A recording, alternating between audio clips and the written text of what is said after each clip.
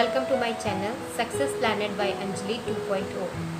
आज के इस वीडियो में मैं आपको निर्धनता एक चुनौती का नेक्स्ट जो टॉपिक है वैश्विक निर्धनता परिदृश्य और निर्धनता के कारणों को समझाने वाली हूँ।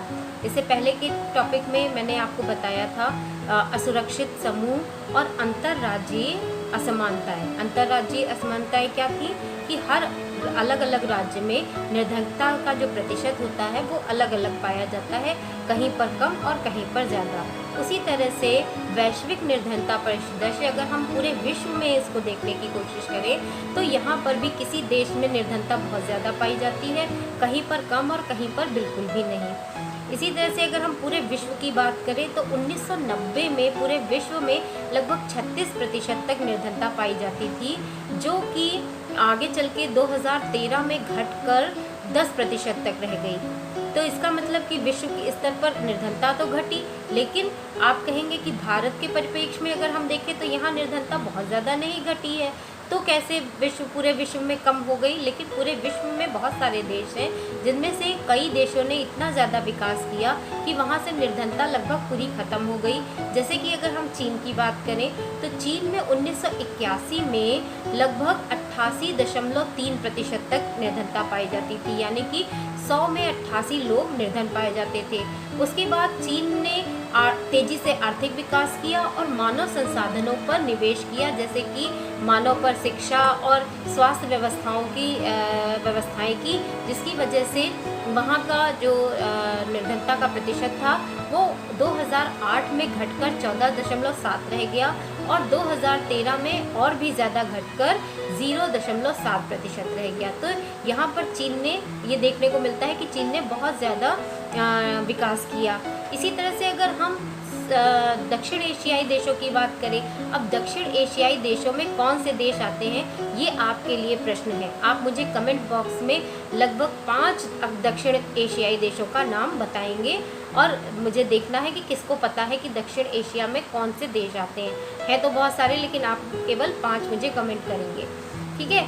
तो दक्षिण एशियाई देशों में जहाँ 2005 में बहुत ज़्यादा निर्धनता यानी कि लगभग 34% तक निर्धनता देखने को मिल रही थी, वो 2015 में घटकर लगभग 16.2% रह गई, यानी कि लगभग आधी हो गई।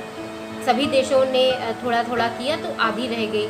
और अगर हम वहीं पर सब सहारा अफ्रीका की बात करें तो वहाँ पर 2005 में 51% यानी कि लगभग 50% से ऊपर निर्धनता थी, जो 2015 में घटकर 41% तक हुई। तो आप यहाँ पर आपको देखने को मिल रहा है कि दक्षिण एशियाई देशों ने अपनी प्रतिशत को लगभग आधा कर लिया और सब सहारा अफ्रीका ने 10 सालों में केवल 10% ही निर्धनता को घटाया।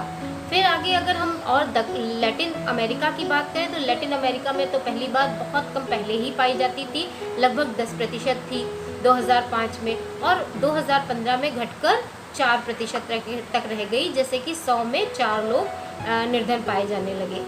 इसके अलावा अगर हम रूस की बात करें तो रूस में आधिकारिक रूप से निर्धनता थी ही नहीं, लेकिन धीरे धीरे वहाँ पर निर्धनता दिखाई देने लगी। इसका मतलब कि रूस में जहाँ निर्धनता नहीं थी वहाँ निर्धनता दिखाई दी।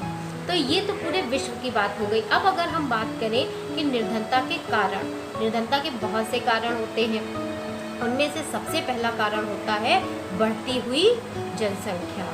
अब आप कहेंगे कि हमारे देश में इतनी सारी बढ़ती हुई जनसंख्या है, इसी वजह से हमारा देश निर्धन है।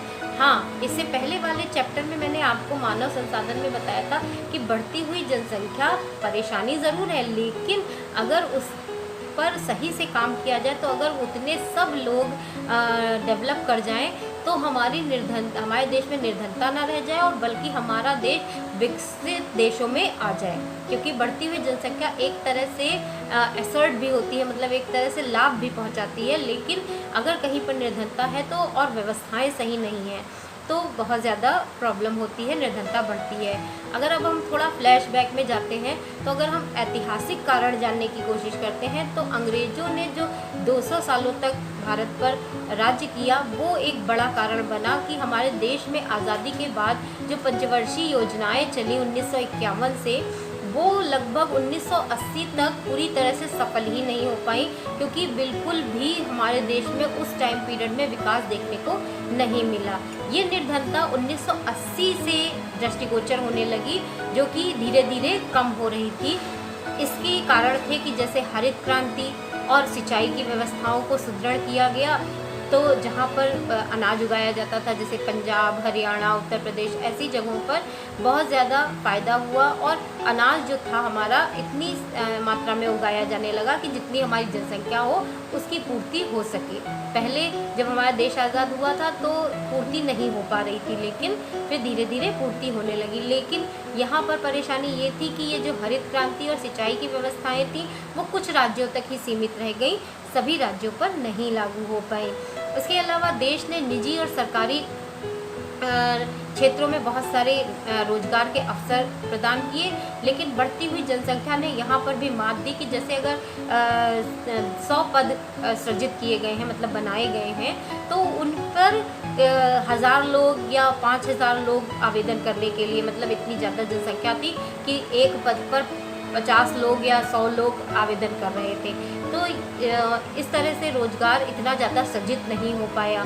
और फिर जब रोज़गार सृजित नहीं हो पाया तो लोगों ने छोटे मोटे काम जैसे रिक्शा चालक हैं या सब्जी बेचने वाले हैं या कोई भी किसी के वहाँ दुकान पे काम करने लगा, किसी के घर में सर्वेंट बन गया, तो इस तरह से लोग छोटे मोटे काम करने लगे, जिससे उन्हें काफ़ी कम मात्रा में आय होती थी, लेकिन उनकी जो गुजर बसर थी वो चलने लगी। और लेकिन फिर भी वो लोग बेसिक अपनी जो मूलभूत आवश्यकताएं थी उनकी पूर्ति नहीं कर पा रहे थे। तो इस तरह से निर्धनता बढ़ती चली गई। अब आगे अगर अगला हम कारण देखें तो होती है आय की असमानता। आय की असमानता किस तरह से होती है? आय की असमानता जो है वो निर्धनता पर विशेष रूप से निर्भर दिखाई देती है कि निर्धनता आय की असमानता को दृष्टिगोचर कराती है। जैसे कि भूमि या संसाधनों की असमानता।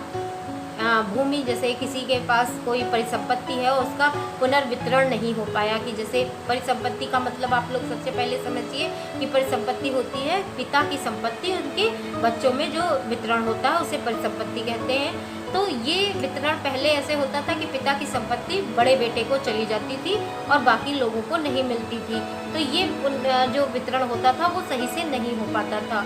उसके अलावा संसाधनों ने भी आय में असमानता लाई कि कोई किसी को अच्छी आय मिली, किसी को नहीं मिली, तो ये निर्धनता का कारण दिखा।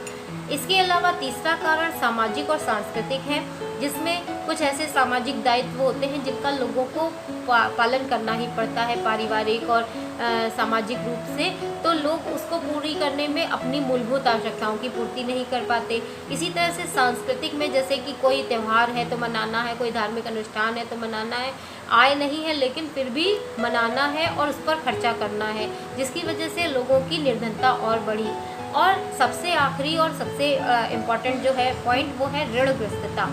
ऋणग्रस्तता का मतलब है कि जैसे किसान है तो उन्हें अपने अनाज उगाने के लिए अच्छे किस्म के बीज चाहिए, उर्वरक चाहिए, सिंचाई की व्यवस्थाएं चाहिए, जिसको वो पूरी करने के लिए ऋण लेते हैं। और फिर बाद में जब उनको उनके अनाज का दाम सही नहीं मिल पाता तो वो और ऋण लेते हैं। इस तरह से ऋण बढ़ता जाता है और एक समय ऐसा आता है कि वो जो भी कमाते हैं वो सारा अपने ऋण को चुकाने में ही ख़त्म हो जाता है। तो ये सबसे बड़ा कारण हुआ निर्धनता का। तो ये मैंने कुछ आपको कारण बताए और वैश्विक निर्धनता परिदृश्य बताया। मेरे हिसाब से आपको ये पूरा एक्सप्लेनेशन समझ में आ गया हो। जिसको भी समझ में आ गया हो वो लाइक ज़रूर करे और कमेंट में मुझे अपने प्रश्न का उत्तर ज़रूर दे, जो मैंने आपको दक्षिण एशियाई देशों के नाम पूछे हैं। और जिन लोगों ने अभी तक सब्सक्राइब नहीं किया है प्लीज़ मेरे चैनल को सब्सक्राइब करें। Thank you.